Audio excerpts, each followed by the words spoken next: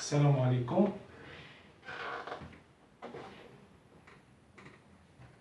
Chers étudiants, je souhaite que vous allez très bien. وكنتمنى انكم تلزموا المحلات ديالكم ديال السكنه باش ينجيكم الله من هذا الفيروس هذا القاتل اللي كيقتل البشريه. وان شاء الله حتى حاجه ما تضيع لكم لو فيت دو سويفر هاد لي شين هادو تيليفيزي. ان شاء الله غادي دوزو الامتحان ديالكم بخير وعلى خير وغادي يكون الامور دوز كامله بخير وعلى خير. Dans le cadre de téléformation ou la formation télévisée adressée aux étudiants lors du confinement contre le coronavirus, j'ai l'honneur de contribuer de ma part par l'élaboration d'un cours de la comptabilité 2 qui concerne les étudiants universitaires de spécialité sciences économiques et gestion, ainsi que les élèves de l'École nationale de commerce et de gestion. Donc, ce chapitre rentre dans le domaine des travaux de fin d'exercice des entreprises, c'est-à-dire les états de synthèse. Donc, ces états touchent trois volets. Premièrement, le volet amortissement, deuxièmement, le volet provision et troisièmement, le volet régularisation. Concernant le volet d'amortissement, je vais élaborer le plan suivant. Premièrement, je vais évoquer la notion de l'amortissement, c'est-à-dire de définir l'amortissement, de quoi s'agit-il, donc l'amortissement, de quoi s'agit-il. Deuxièmement, le taux d'amortissement, c'est-à-dire comment calculer le taux d'amortissement. Puis, je vais évoquer les techniques et les systèmes d'amortissement, c'est-à-dire qu'il n'existe pas un seul système d'amortissement, il y a deux systèmes d'amortissement. Il y a ce qu'on appelle le système d'amortissement linéaire et le système d'amortissement dégressif. Puis on va voir l'impact de l'amortissement sur le bilan, sur la balance et sur le compte des produits et des charges. Toutefois, messieurs, on va vous donner des exercices d'application au cours de chaque leçon et on va finir par des études de cas. Est-ce que c'est clair?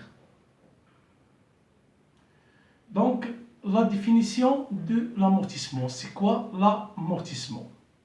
L'amortissement pour dépréciation est la constatation comptable d'un amoindrissement de la valeur d'un élément d'actif résultant de l'usage, du temps, du progrès technique ou toute autre cause dont les effets sont jugés irréversibles.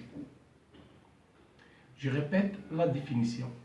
Donc l'amortissement pour dépréciation est la constatation constable d'un amoindrissement de la valeur d'un élément d'actif résultant du usage, du temps, du progrès technique ou toute autre cause dont les effets sont jugés irréversibles. Est-ce que c'est clair? Ok. Donc, je vais poser une question. Quels sont les éléments d'actifs amortissables? Je répète la question. Quels sont les éléments d'actifs amortissables? Pour répondre à cette question, c'est très simple. Donc, nous prenons un plan comptable. Donc, comme vous savez, il y a l'actif et il y a le passif. Donc, le passif, les comptes de passif, c'est le 1, 4 et le 5 passif. Le compte de l'actif, c'est 2, 3 et 4 et 5 actifs. Donc, il fallait ici savoir différencier entre le passif et l'actif. Donc, c'est très simple. Le passif, c'est celui qui finance les activités de l'entreprise, c'est-à-dire il finance les activités de l'actif de l'entreprise. Donc, le passif se compose du capital personnel social, les dettes, fournisseurs, banques passives, etc. Donc, cela ne concerne pas dans notre cours. Ce que nous concerne dans notre cours, c'est l'actif. L'actif, donc, c'est l'investissement dans l'entreprise, l'investissement du capital fixe dans l'entreprise. Cela qui concerne l'amortissement. Donc, nous prenons le plan comptable et nous partons au premier compte de l'actif qui porte le numéro 2, compte d'actifs immobilisés. Donc, l'amortissement concerne les comptes d'actifs immobilisés. Notamment, donc, on trouve à l'intérieur de ce compte, on trouve l'immobilisation en non-valeur qui porte le numéro 21. Donc l'immobilisation en non-valeur sont un sujet de l'amortissement. Puis en tournant la page, on trouve les immobilisations corporelles qui portent le numéro 2. Donc ce n'est pas tous les immobilisations incorporelles sont des sujets de l'amortissement, mais quelques éléments des immobilisations incorporelles, notamment les brevets, les recherches et développement. Troisièmement, on trouve 23, le numéro 23, immobilisation corporelle. Donc, dans le cadre des immobilisations corporelles, on trouve la construction de 132, puis l'installation technique et matériel outillage de 133, matériel transport de 134, mobilier et matériel de bureau de 135, autre immobilisation corporelle de 138. Et tout ce qui concerne le 239, immobilisation corporelle en cours, cela ne concerne pas l'amortissement. Ne concerne pas le sujet de l'amortissement. Est-ce que c'est clair? Je répète. Donc, l'amortissement concerne les comptes de l'actif immobilisé, qui porte le numéro 2. À l'intérieur de ce compte, on trouve l'immobilisation en non-valeur, qui porte le numéro 21. Quelques éléments de l'immobilisation incorporelle, notamment les brevets et recherche et développement. Le numéro 23, immobilisation corporelle, cela concerne les constructions de 132, concerne l'installation technique matériel outillage de 133, concerne le matériel de transport de 134, concerne le mobilier matériel bureau de 135 et autres immobilisations corporelles qui portent le numéro 238. Et tout l'autre immobilisation corporelle, donc, en cours qui porte le numéro 239, cela ne concerne pas le sujet de l'amortissement. Donc, les immobilisations qui ne nous amortissent pas, notamment le terrain, les immobilisations financières, cela ne concerne pas la provision, l'amortissement, mais ils sont le sujet de la provision. Donc, ce qu'il s'agit de terrain, immobilisation financière, donc cela c'est le sujet des immobilisations, de provision et non pas le sujet de l'amortissement. Donc, je vais essayer de rapprocher la caméra un peu parce que je travaille par des moyens très traditionnels. Donc, je m'excuse, mais c'est la première fois que j'ai fait ce truc-là pour vous aider pour passer l'examen dans des bonnes conditions. Donc, l'amortissement.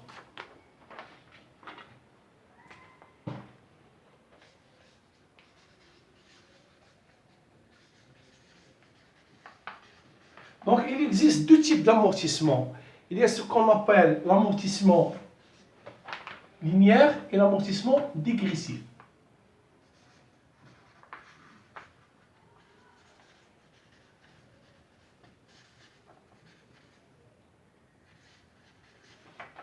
Et amortissement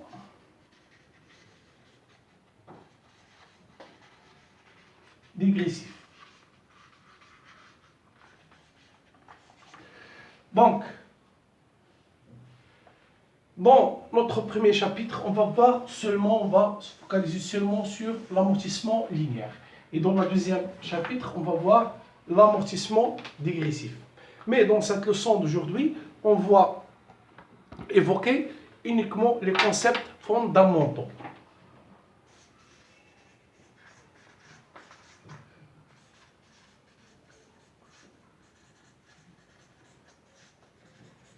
Donc toujours, j'aime bien d'expliquer les concepts fondamentaux pour qu'on puisse aller très loin.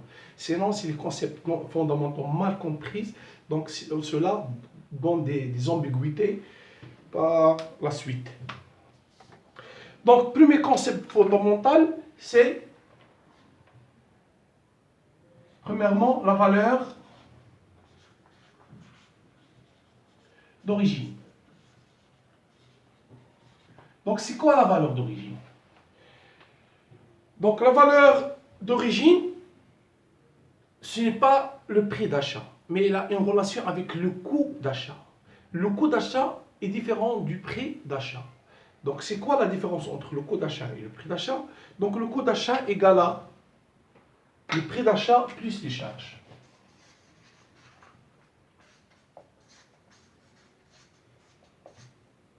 Le prix d'achat plus les charges. On trouve dans ces charges-là frais d'installation,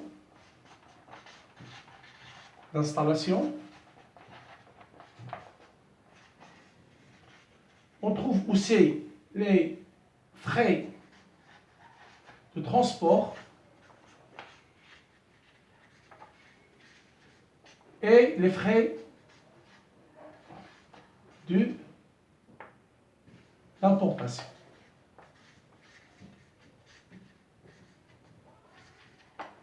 Et d'autres frais. Donc, et je signale très bien que le coût d'acquisition, c'est toujours hors taxe. Toujours hors taxe. Sauf dans un seul cas, lorsqu'on parle de voiture de tourisme. Donc, lorsqu'on parle de voiture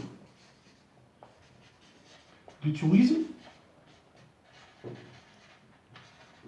dans ce cas, donc, le calcul sera fait tout taxe comprise. Il faut faire attention à ça.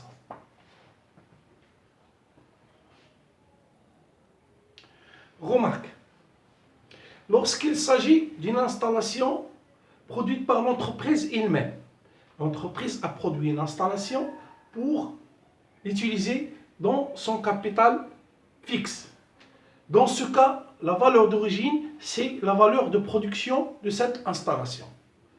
La valeur d'origine, c'est la valeur de production de cette installation. Est-ce que c'est clair? Bien. Donc, je vais essayer de faire un exemple.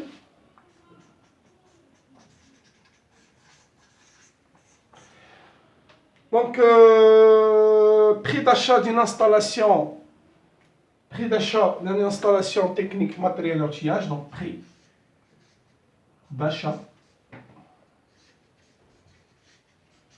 d'une installation technique matériel et outillage égale 100 000 dirhams hors taxe. Frais d'installation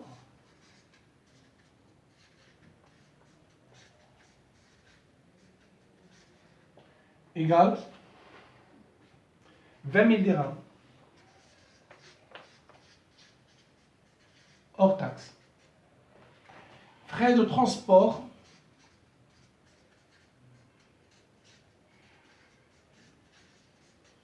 égale 10 000 dirhams. Hors taxe.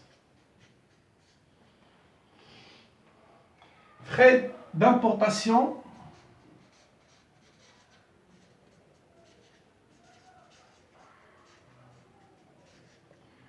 égale à, par exemple, là, c'est pas 20 000 dirhams hors taxe. Donc vous remarquez que toujours on parle hors taxe, sauf dans le cadre de la voiture du transport.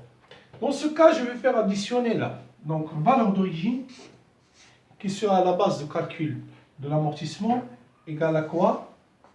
Égale à ça, plus ça, plus ça, égale à 0, 0, 0, 0, 2, 1, 5.